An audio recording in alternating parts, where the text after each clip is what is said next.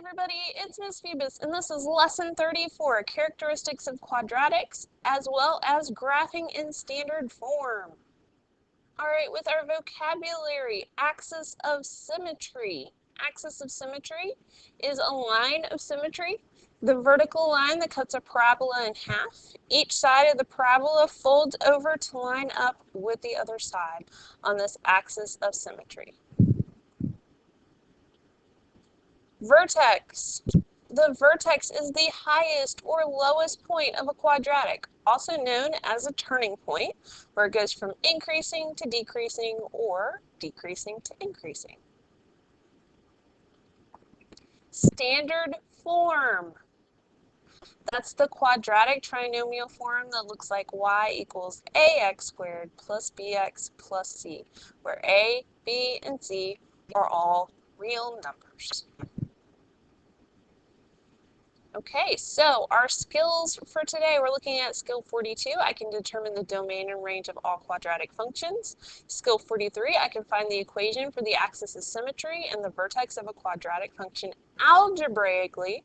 And skill 44, I can precisely graph quadratic functions in standard form. Standards are for a function that models a relationship. We're looking at interpreting key features. So we're looking at intercepts, intervals where the function is increasing, decreasing, the relative maximums and minimums, the symmetry, and end behavior. We're also looking at graphing functions, quadratic functions, and making sure we show either the maxima or the minima, the maxima and the minima or the vertex. So we're on page 149 in the notes. And what we're going to do is we're going to look at the quadratic function. We did this with absolute value functions. We're going to do this again with our quadratic. So what we're going to do is we're going to plug in these x values and get y values, plot them as points if we can. It may be impossible to graph them on this graph, but we're going to try. So let's look at -6 squared. When we have -6 squared, we are squaring all of -6, so it's -6 times -6, and we get a positive 36.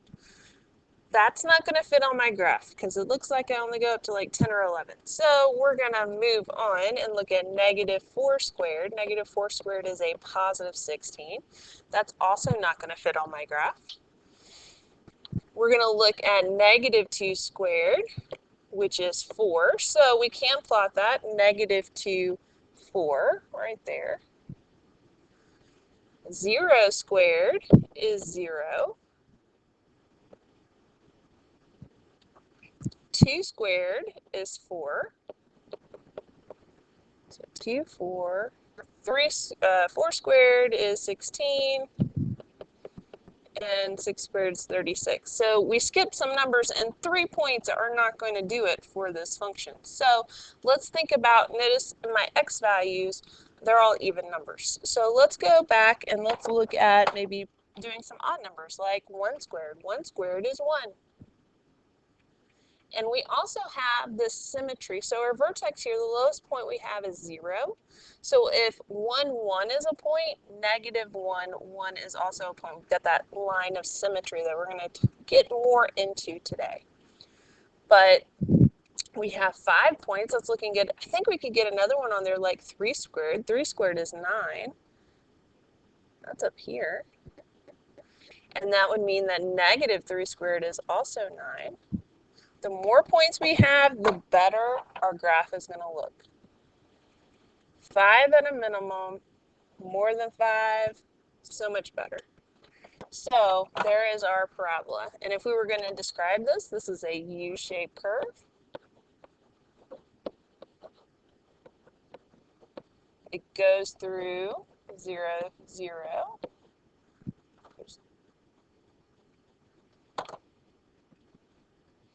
Goes through 0, 0. But it definitely has this line symmetry that I can use when I'm graphing. And it has a vertex at 0, 0.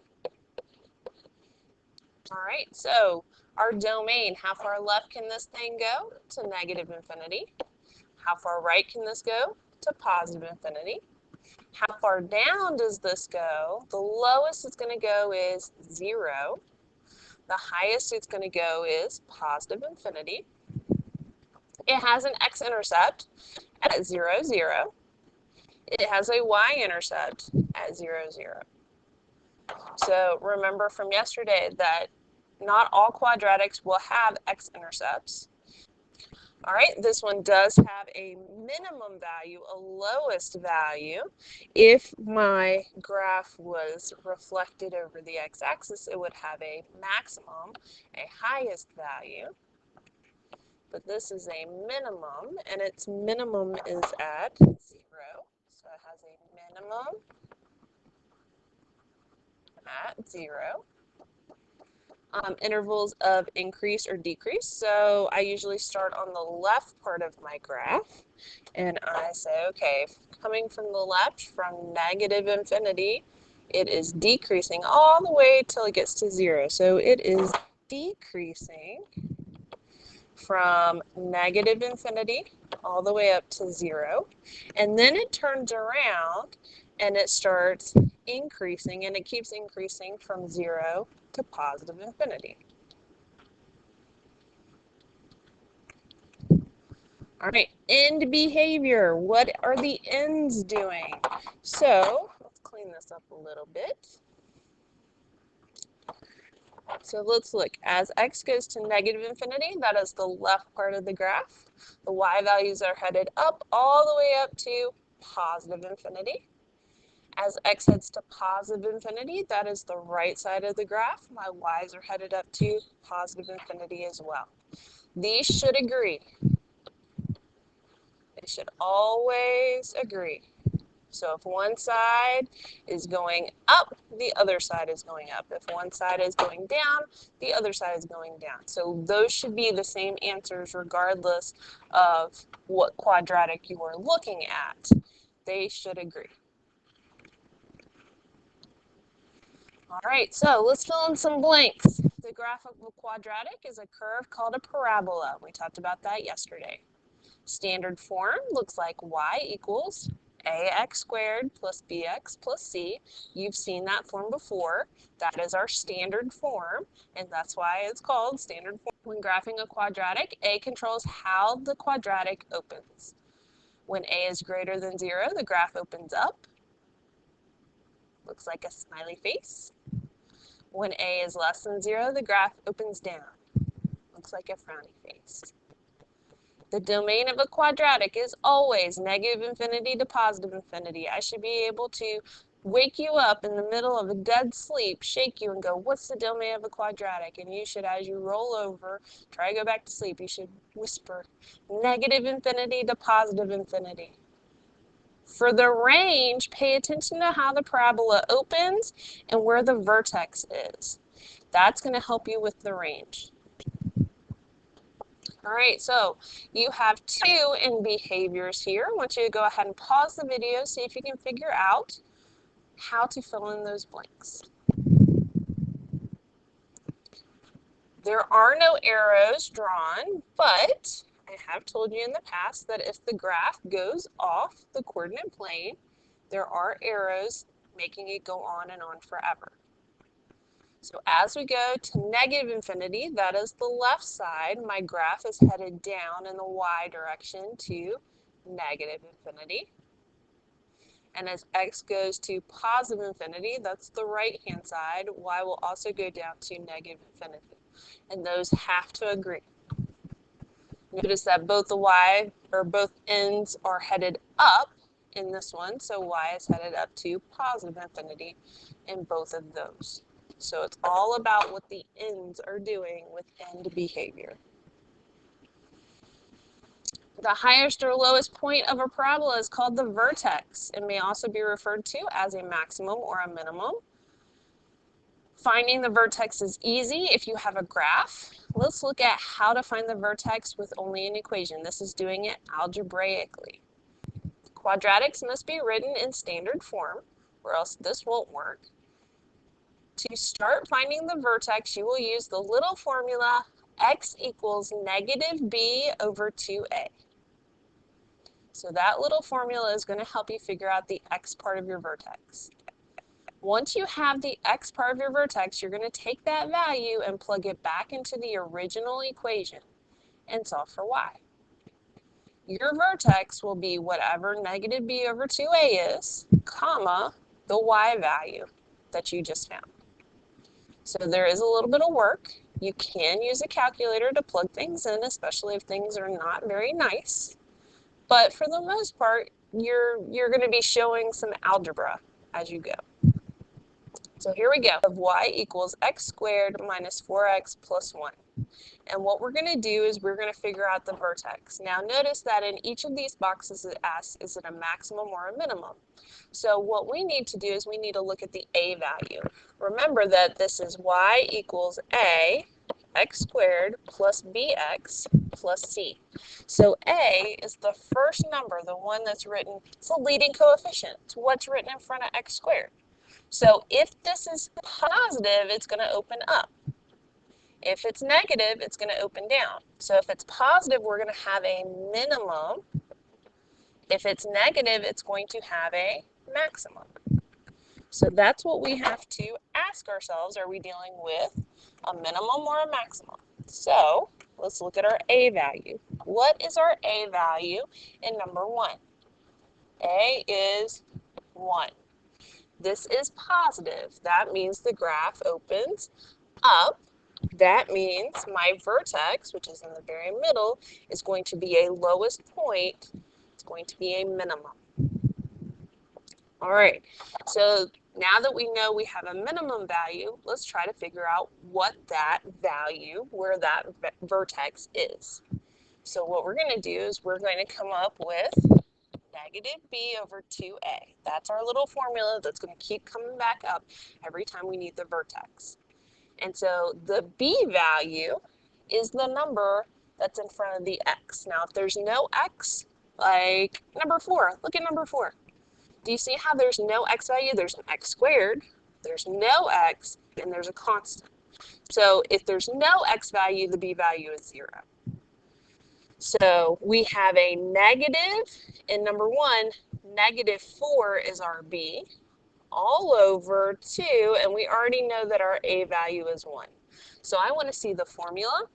I want to see you plugging things into the formula, and then I want to see kind of your outcome of what happens after you do all this multiplication, simplify, all that stuff. So a negative negative 4 is a positive 4. 2 times 1 is 2. And 4 divided by 2 is 2. So this is the x part of my vertex.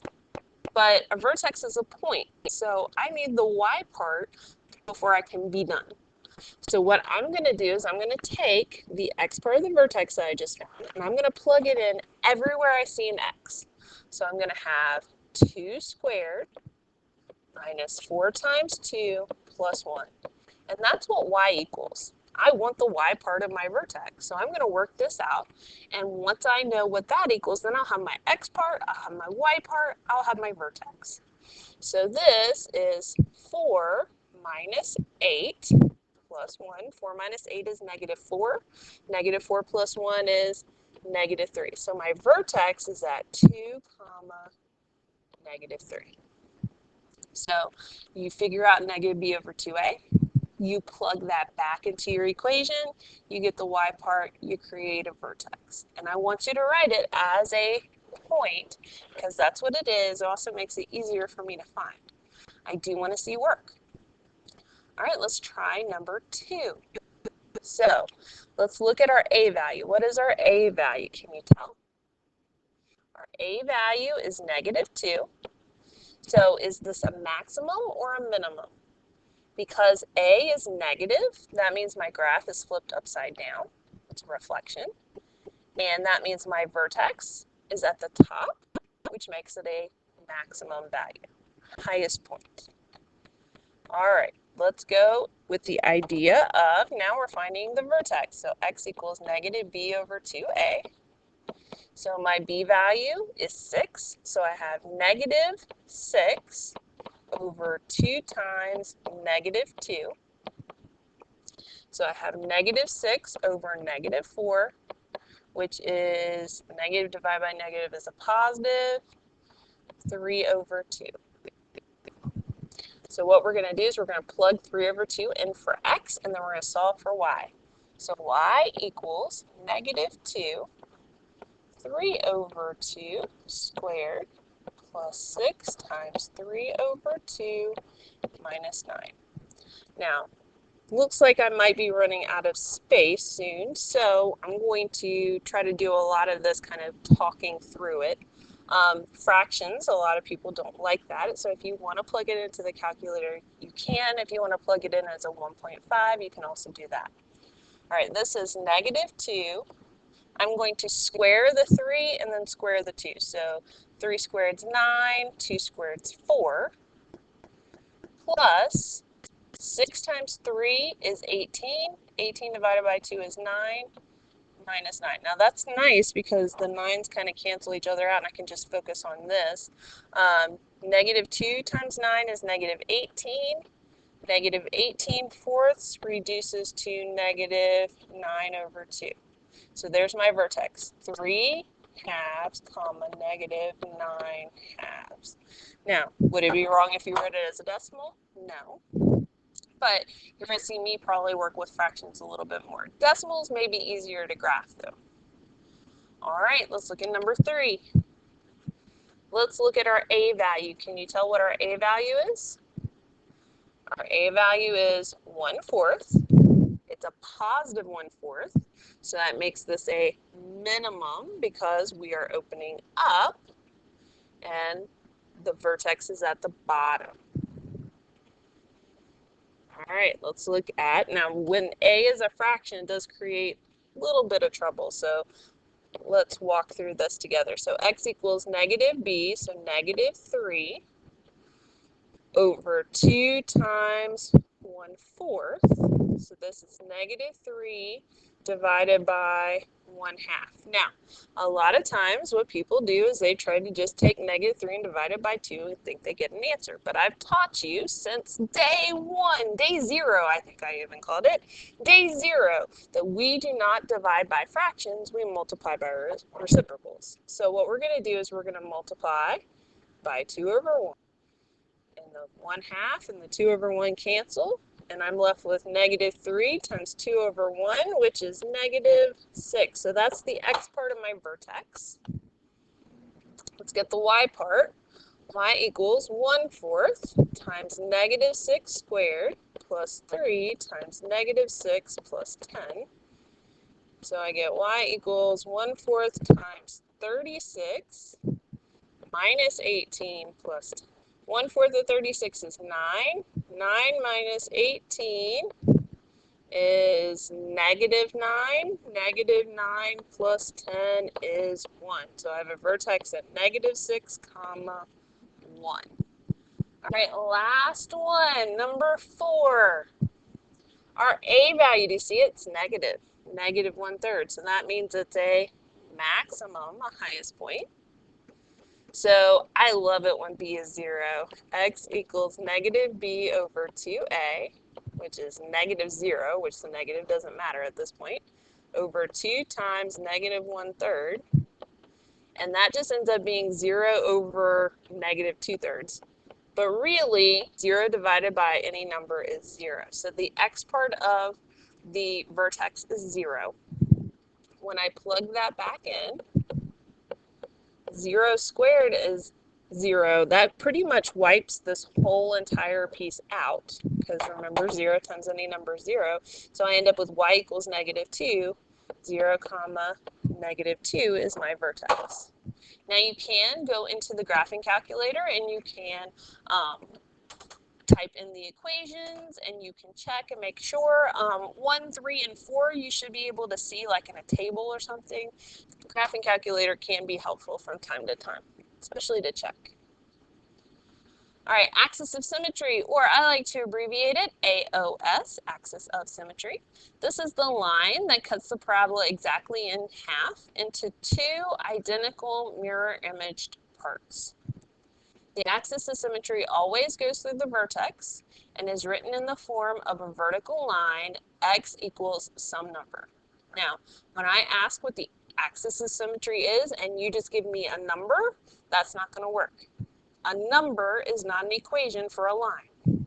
X equals a number, that is the equation for a line. So you might need to star, circle, highlight this at some point in time, do something to it because I need it to be written in the form of an equation. So we're going to draw in the axis of symmetry for each graph, and we're going to write its equation. So for number 5, we're looking for the vertex, and I see this vertex here at 1, -4. So we're going to draw a vertical line that goes through that vertex, and let's write the equation of the axis of symmetry. So it's a vertical line. Remember, hoi vux, this is vux. Vertical lines have undefined slope and x equals in their equation. So x equals, and what's the x part of the vertex? 1. What part of the graph are we going through? The x-axis are we going through? 1. So x equals 1 is the equation for the axis of symmetry. Why don't you try number 6? Pause the video. X equals -2. There is our equation for our axis of symmetry. You have to remember that it's x equals because it's a vertical line. How do you find the equation for the axis of symmetry if you don't have a graph? X equals -b over 2a. The x part of the vertex and the number that goes along with the equation for the axis of symmetry are the same number. All right, so we are going to write the equation for the axis of symmetry. So we are going to, in number 7, pull out that little formula, x equals -b over 2a. So remember, a is in front of x squared, b is in front of x, c is at the end, and pretty much we're not caring about c right now at this moment with our formula. So we're going to focus on a negative, and then b is -5. All over 2 times a is 1. So a -5 is a +5. 2 times 1 is 2. So x equals 5 over 2. That is our equation for our axis of symmetry. All right, let's look at number 7. How do you find the equation for the axis of symmetry? A, B, C. We're looking for -b over 2a. So -2 over 2 times -1. So a -2 is a +2. 2 times -1 is -2. And let's simplify that. 2 divided by -2 is -1. So x equals -1. So this is our equation for our axis of symmetry. This is our equation for our axis of symmetry. Now, let's say for a moment we also had to find the vertex. We've already done the legwork for the x part of the vertex. We just need the y part. Same thing over here. For our vertex, we have the x part, we just need the y part. And so how do you get the y part? You plug x in to the equation, the original equation you started with, and you solve for y. All right, we're going to jump to page 154.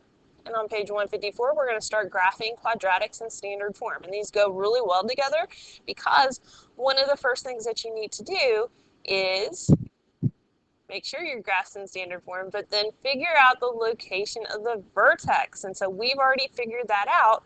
What we're going to do is we're going to figure out -b over 2a.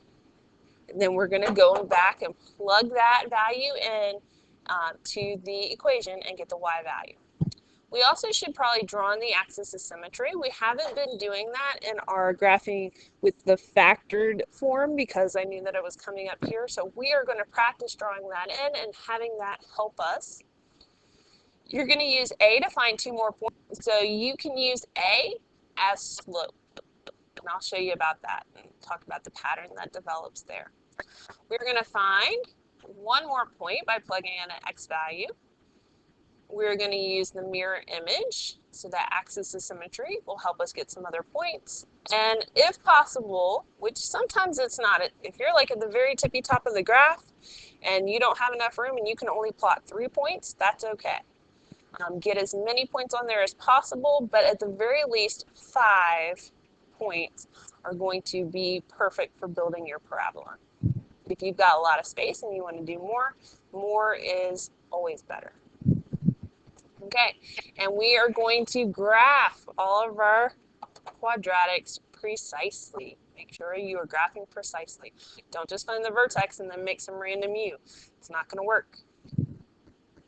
So here we go. We're going to figure out, now we got lots of stuff, lots of characteristics. So we're going to talk about finding all of them. Now, one of my favorites is the y-intercept. But let's go with something that we know. We know how to find the axis of symmetry, and we know how to start finding the vertex. So let's look at doing negative b over 2a. So negative b is negative 2 over 2 times 1. So a negative 2 is 2. 2 divided by 2 is 1. So the axis of symmetry is x equals 1. The vertex is 1 comma something. We're not quite sure what it is right this moment, but we can find it really quickly. So what I'm going to do is I'm going to plug it into my function, and I'm going to get that y value. So I'm going to have 1 squared minus, I should put parentheses, 2 times 1 minus 3. So 1 squared is 1, minus 2 minus 3. So 1 minus 2 is negative 1. Negative 1 minus 3 is negative 4. So there's my vertex. I can plot 1 comma negative 4 right there. And that helps me out.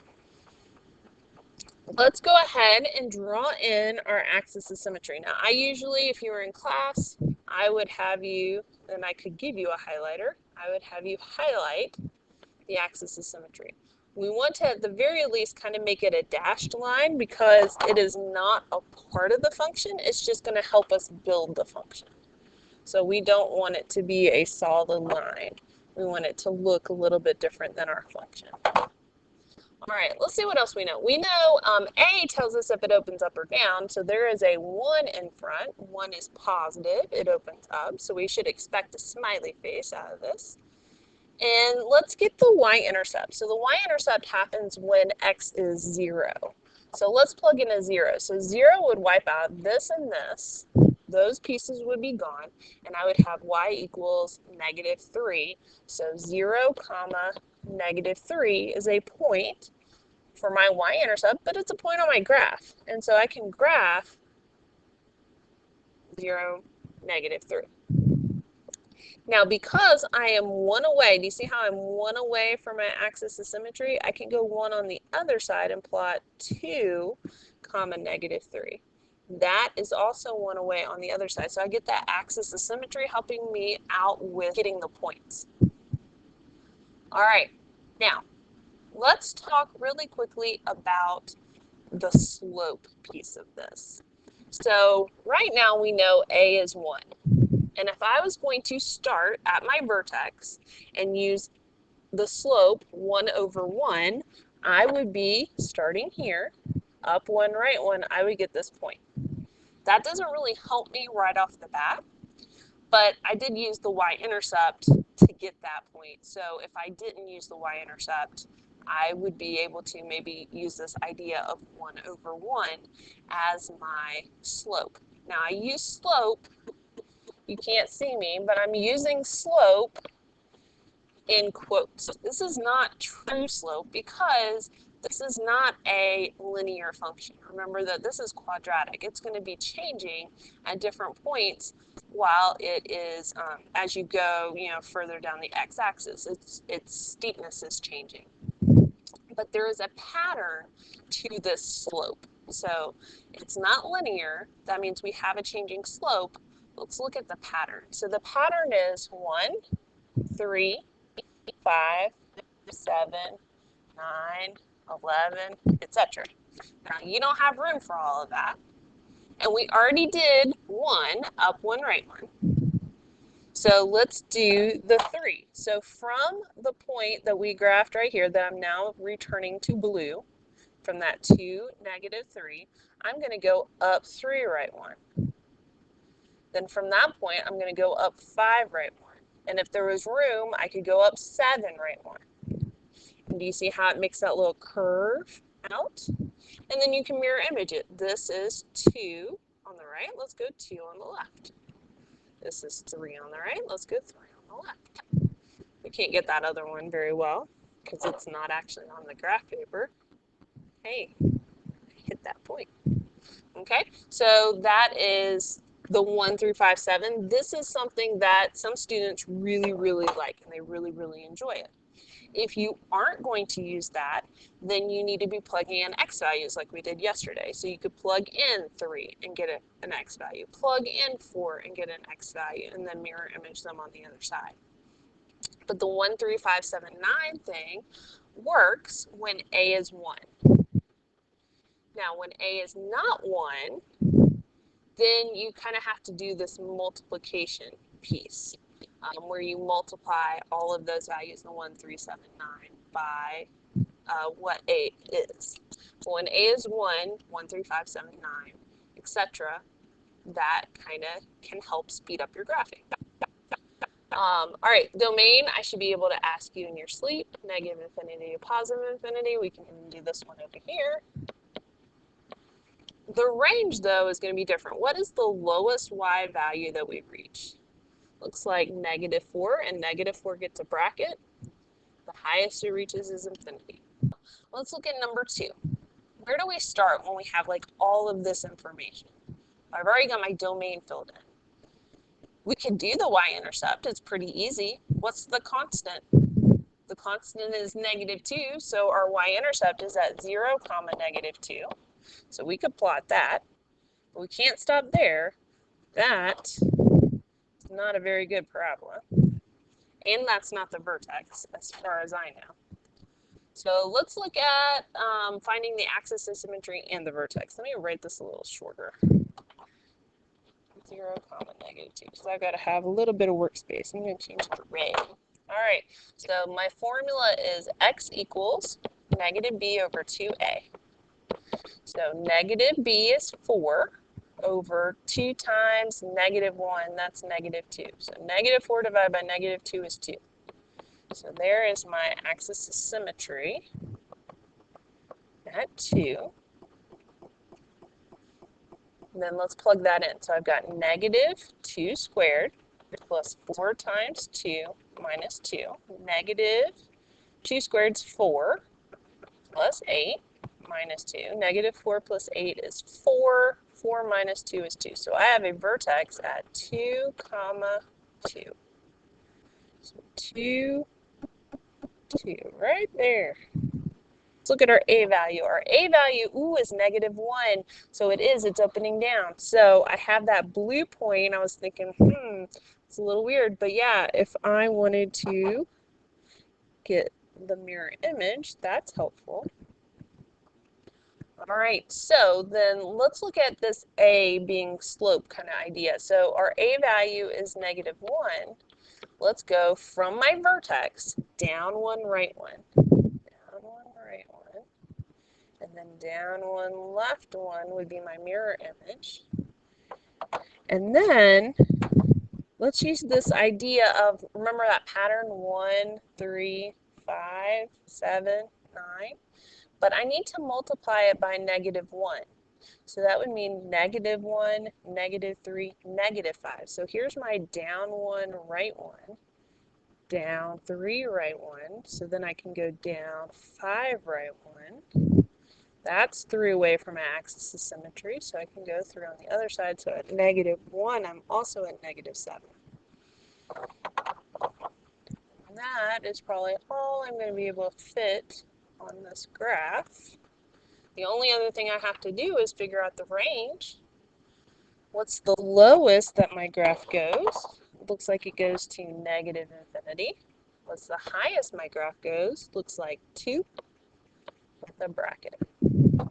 So why don't you try number 3? Pause the video, see what you can figure out, see if you can graph it, see if you can find the vertex, all of that stuff. All right, so I'm going to find the y-intercept. The y-intercept is just the constant, so it's going to be 0, -3. Let's look at our axis of symmetry. So x equals -b over 2a. So we're looking at -4 over 2 times 2. That's negative 4 over 4, which is negative 1. So my axis of symmetry is x equals negative 1. And I'm looking at negative 1 comma something. Let's figure out what that something is. Remember that when we are plugging in our x value, we need to use order of operations. Or you can plug in the calculator. So we're going to do the exponent first. So negative 1 squared is 1. 1 times 2 is 2. 4 times negative 1 is negative 4 minus 3. So 2 minus 4 is negative 2. Negative 2 minus 3 is negative 5. So there is my vertex, negative 1, negative 5. Here's my axis of symmetry, straight up and down at x equals negative 1. Ooh, let's see, does our graph open up or down? So my a value is 2. 2 is positive, that means it opens up. I can even get my domain on here, negative infinity to positive infinity. I know it opens up, so that means that the y part of my vertex is the lowest point. That means it's going to be from negative 5 all the way up to positive infinity. So I even graphed all that, I did all that. So I did all that without even having a graph. So it is possible. All right, let's look at our a value being sloped. So 2. Ooh, we could even get our y-intercept on there. But do you see how the slope between the vertex and the point that I just drew, that's a slope of 2? That is also our a value. And remember that pattern of 1, 3, 5, 7? What we're going to do is we're going to multiply each entry by 2. So 1 times 2 is 2. 3 times 2 is 6. 5 times 2 is 10. That's probably about all that's going to fit there. So our slope, our pattern, we can ignore this one now, is now 2, 6, 10. If that doesn't work for you, you can plug in 1, get a y value. Plug in 2 for x, get a y value. So we went up 2, right 1. Now I'm going to go from this point right here. I'm going to go up 6, right 1. 1, 2, 3, 4, 5, 6. That's 2 away on my axis of symmetry. I can go 2 on the other side. 10 isn't going to fit, so this is the best I've got. So I am going to connect my dots. Send it all the way across the plane. Don't stop short. There we go. There's our parabola. All right, let's look at number 4. Let's find the vertex first. So x equals negative b over 2a. Now I keep writing this formula down because I want it to be stuck in your head, and if you write it down every single time you use it, you'll have it stuck in your head too, and it'll be there when you need it. So negative b is 4 over 2 times negative 2 is negative 4. That means we've got an axis of symmetry at x equals 1, and our vertex is at 1 comma something. Let's plug that one in. So we have negative 2 times 1 squared, that's negative 2, plus 4 times 1 is 4, minus 3. So negative 2 plus 4 is 2. 2 minus 3 is negative 1. So there's our vertex at 1, negative 1. Here's my axis of symmetry. All right, does it open up or down? Ooh, A is negative 2, it opens down. We can even use that, down 2, right 1. Look at there, I bet that's our y-intercept. 0, negative 3 it is. 0, negative 3, and that's our constant. And then we can do that whole, remember we had 2, 6, 10, this would just be negative 2, negative 6, negative 10. So we could even do 1, 2, 3, 4, 5, 6. So right here. Now, you can also type it into the graphing calculator and go pull up a table. That's also something that you can do. Domain is negative infinity to positive infinity because we know that in our sleep. Our range goes from negative infinity all the way up to negative 1. That is the highest point that it reaches. Doesn't go any higher than that. So lots of graphs. Want to try 5? See if you can figure out 5. All right, y-intercept, there is a plus 0 out here, so y-intercept is going to be at 0, 0. So let's get that down. Axis of symmetry, x equals negative b over 2a. So I've got negative 2 over 2 times negative 1. Negative 2 divided by negative 2 is 1, so x equals 1. 1 comma something. Let's figure out what that something might be.